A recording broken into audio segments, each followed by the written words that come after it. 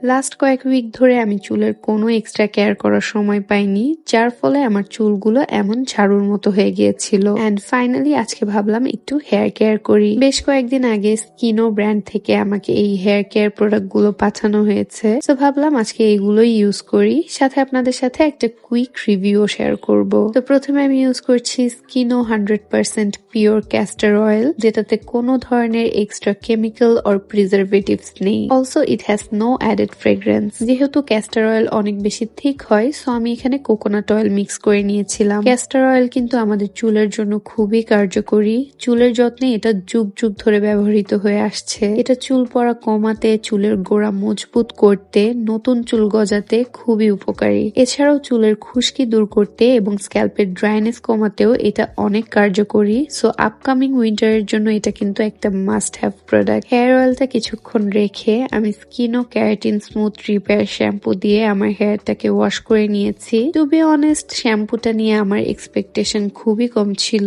But it worked really well. এটা আমার চুলের ডার্ট অয়েল একদম ভালো মতো রিমুভ করেছে, সাথে চুলটাকে একদম ড্রাই করে ফেলেনি, বরং বেশ ভালোই সিল্কি করেছে। সো আপনারাও কিন্তু স্কিনো ব্র্যান্ডের এই প্রোডাক্ট গুলো ইউজ করে দেখতে পারেন। আমার কাছে তো বেশ ভালো লেগেছে। I think they are providing good quality at an affordable price.